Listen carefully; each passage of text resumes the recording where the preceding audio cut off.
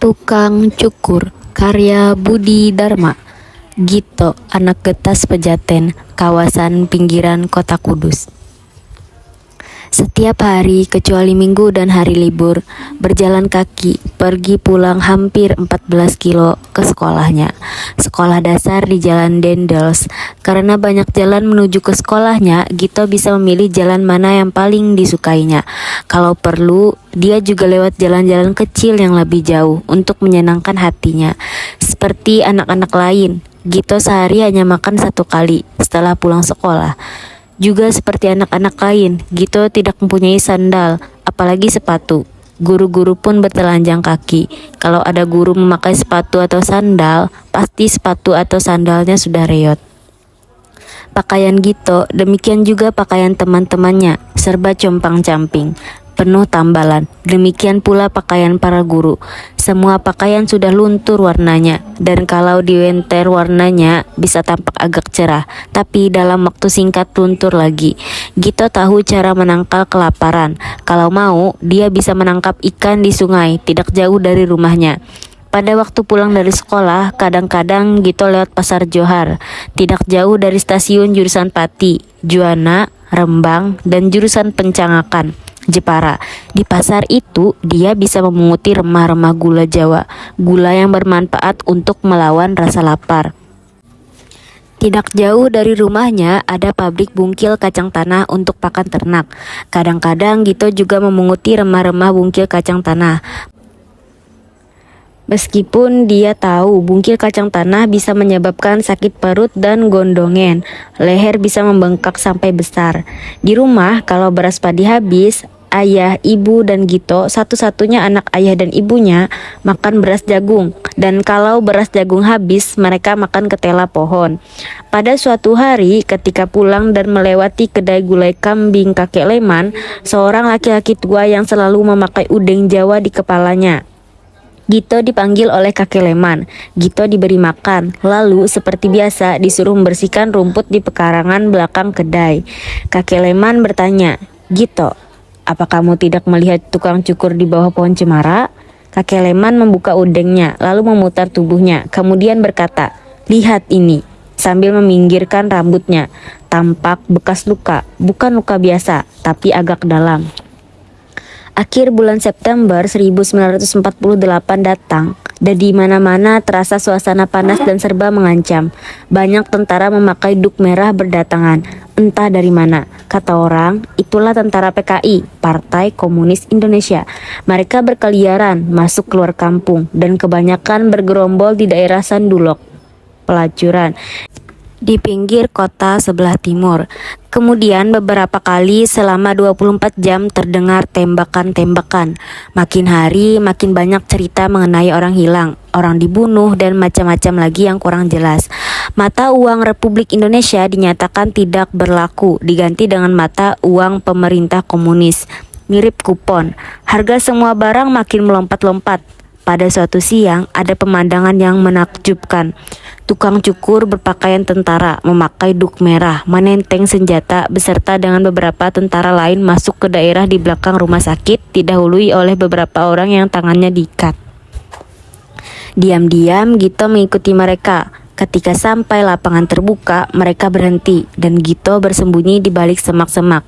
Gito menyaksikan orang-orang yang diikat tangannya, digertak-gertak oleh tukang cukur dan teman-temannya, disuruh berdiri rapi, kemudian diberondong dengan serangkaian tembakan.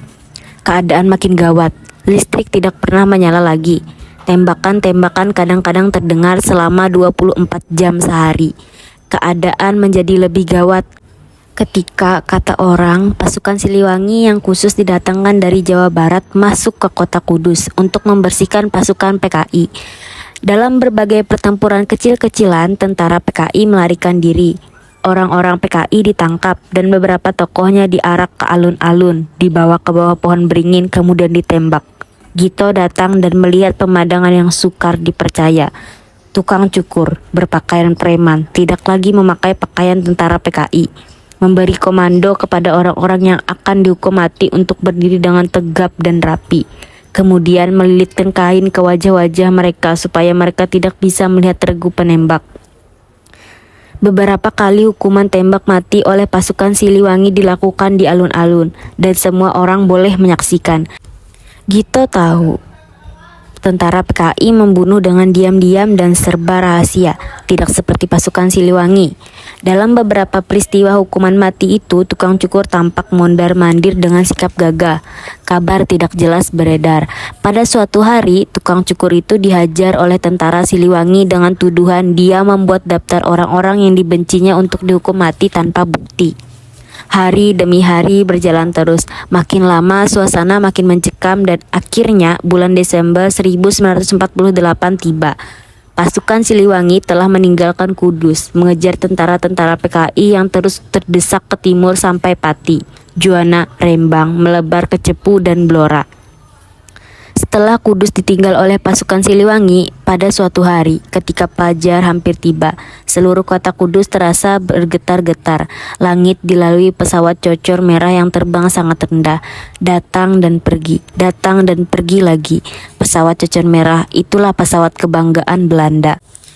Begitu matahari terbit, pesawat-pesawat cocor merah mulai menyapu kota Kudus dengan tembakan-tembakan dahsyat.